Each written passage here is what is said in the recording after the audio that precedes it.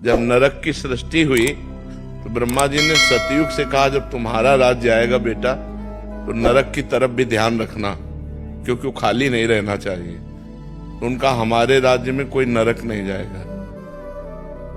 त्रेता से कहा तो उनका बड़े भैया जिस मार्ग में चलेंगे उसी मार्ग में हम चलेंगे।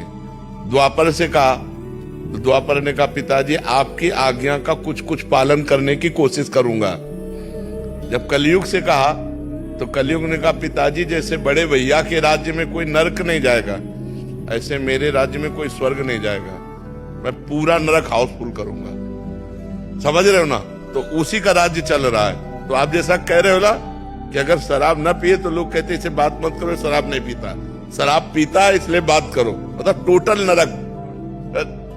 कलयुग ने वादा किया है, कलयुग ने वादा किया कि कोई भूल चूक से भगवत प्राप्ति कर ले या स्वर्ग चला जाए, नहीं, सीधे हम पूरा नरक हाउसफुल करेंगे। तो देखो, शराब पीना, पराई स्त्री से व्यभिचार करना, मांस खाना, चोरी करना, जुआ, घूस, अपराध प्रवृत्ति, ये बढ़ती चली जा रही है। आप देखो ना, बिल्कुल नॉर्मल हो गई है। बिल्कुल। तो भैया कलयुग वाली बात सच्ची मत करो कि यार सब हाउसफुल हो जाएंगे। नहीं, कुछ तो बच लिए जाए, कुछ तो आप बच जाओ, क्योंकि अच्छे आदमी हो, आपको भगवान ने सत्संग दिया, वृंदावन धाम आए साधु संग के, तो आपका दुर्गुण छूट जाना चाहिए। तो आज से नियम ले लो कि आप शराब नहीं पियोगे, और आप ही न ले यार, जितने बैठे उतने सब ले लो। गंदे आचरण काहे को करो?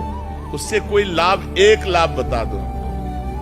अगर एक भी लाभ हो तो हम उसको छोड़ने की कोशिश करें। हमारे शास्त्रों में तो निषेध है ही, लेकिन प्रगट में भी एक भी लाभ हो तो, किसी भी तरह की अगर अच्छाई होती तो हम उसको सपोर्ट कर दें। एक भी अच्छाई नहीं, और अंदर जाकर के हमारे किडनी को, हमारे लीवर को, हमारे दिल को, हमारी आंतों को नुकसान पहुंचाती है, जिसमें मृत्यु निश्चित हो सकती है।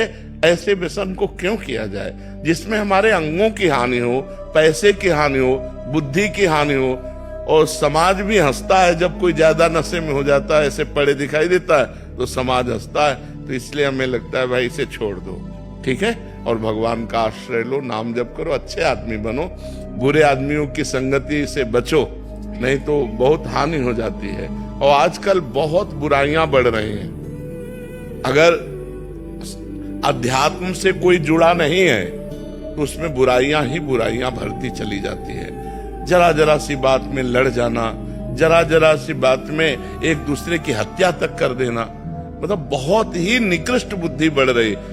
बुद्धि कितना निकृष्ट हो रही। जो भाई हमारे माँ के गर्भ में यार हाथ दो हाथ ले जा, तू या छोटा है या बड़ा है, क्या फर्क पड़ता है, तू मेरा भाई है।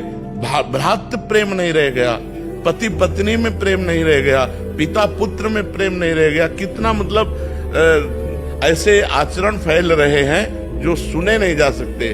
बेटा माँ को मार रहा है, माँ बेटे को मार रही है, पति पत्नी को मार रहा है, पत्नी पति को मार, मतलब कहीं विश्वास, प्रेम, ये सब हटता चला जा रहा है। क्यों हटता चला जा रहा है? क्योंकि दुराचार बढ़ रहा है, व्यभिचार बढ़ रहा है, नशे बढ़ रहे हैं, गंदी बातें बढ़ रही हैं, पूरी गृहस्थी चौपट होती चली जा रही। आज हमारा समाज गिरता चला जा रहा है। अगर उठा सकता है कोई तो अध्यात्म उठा सकता है, और अध्यात्म को लोग ज्यादा प्यार नहीं करते।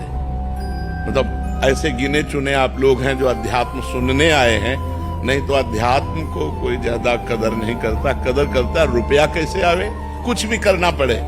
अगर नौकरी लगना चरित्रहीनता का प्रसंग है तो राजी है। पहले था कि चाहे सब कुछ नष्ट हो जाए लेकिन चरित्र हमारा बचना चाहिए। कहा जाता है इज्जत है तो सब कुछ है, और आज क्या है, इज्जत की मिटिया मेट है, नहीं। और एक वो अंग्रेजी में कहावत थी कि धन गया तो कुछ नहीं गया, स्वास्थ्य गया तो कुछ गया, और चरित्र गया। अब उल्टा है, उल्टा दिमाग चल रहा है, बुद्धि भ्रष्ट होती चली जा रही है। हम महाराज जी आते हुए यही बात कर रहे थे। एक आदमी बोले कि अब कोई, जैसे पहले बोलते थे कि भाई ये जो है जेल में रह के आया है तो कितना गंदा आदमी होगा जो अंदर रह के आया है। अब वो कहते हैं कि जेल में रह के आया लेकिन देखो कितना पैसा है, दुबई में घर ले लिया, न्यूयॉर्क में घर ले लिया। अब लोग बाहर, हाँ, लोग कह रहे हैं भैया कोई फर्क नहीं पड़ता, पैसा है ना बस बहुत। बस पैसा, पैसा का वही तो बताया, सारा महत्व पैसे पे चला गया है।